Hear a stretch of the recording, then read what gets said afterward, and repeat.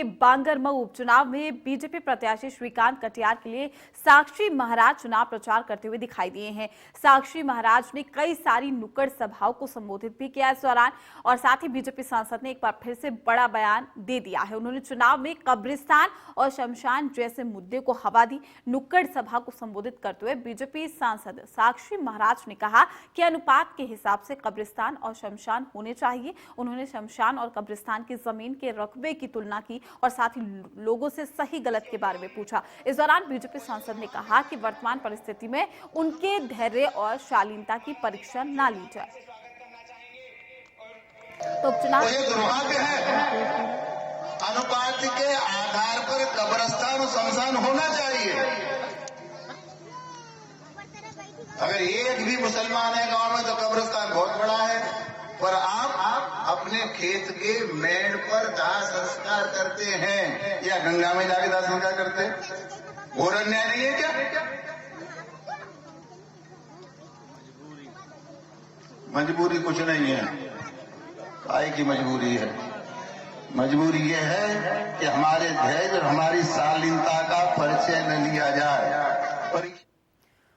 तमाम जानकारी के साथ हमारे संवाददाता गौरव हमारे साथ जुड़ चुके हैं। गौरव, एक बार फिर से ये जो बयान सामने आया है ये विवादों को तूल देता हुआ नजर आ रहा है।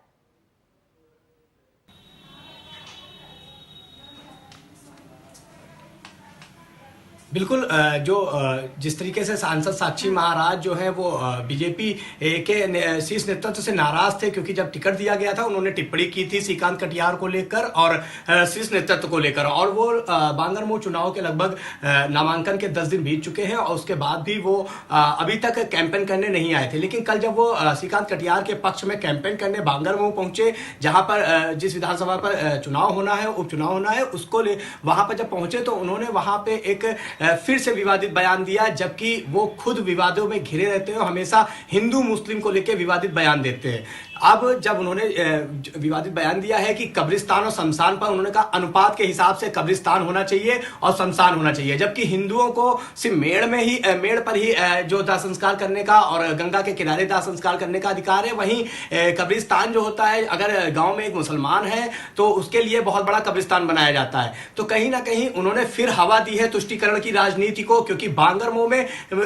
में जो समीकरण कहते हैं वो वहां पे बांगरमऊ में जो वोटर है वो मुस्लिम अधिक है, और उन्होंने फिर से कहीं ना कहीं चुनाव को तुष्टीकरण की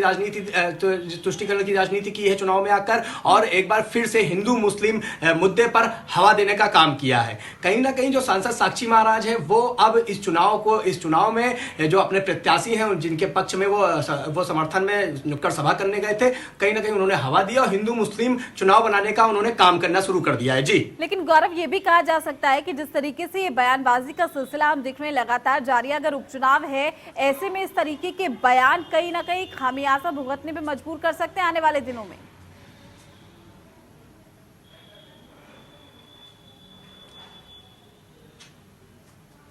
बिल्कुल, सांसद साक्षी महाराज जो हैं वो हमेशा से हिंदू बनाम मुस्लिम बनाते आए हैं, हमेशा से हिंदू बनाम मुस्लिम पर लगातार बयानबाजी करते आए हैं। इसीलिए वो फायर ब्रांड नेता कहे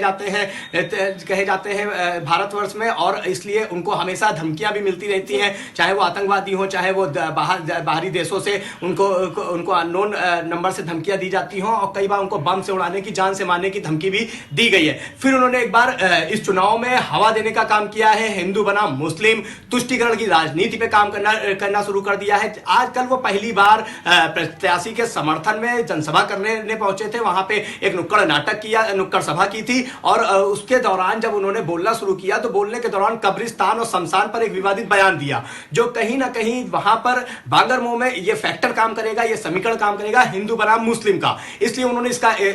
इस मामले में हवा दी है और फिर से इस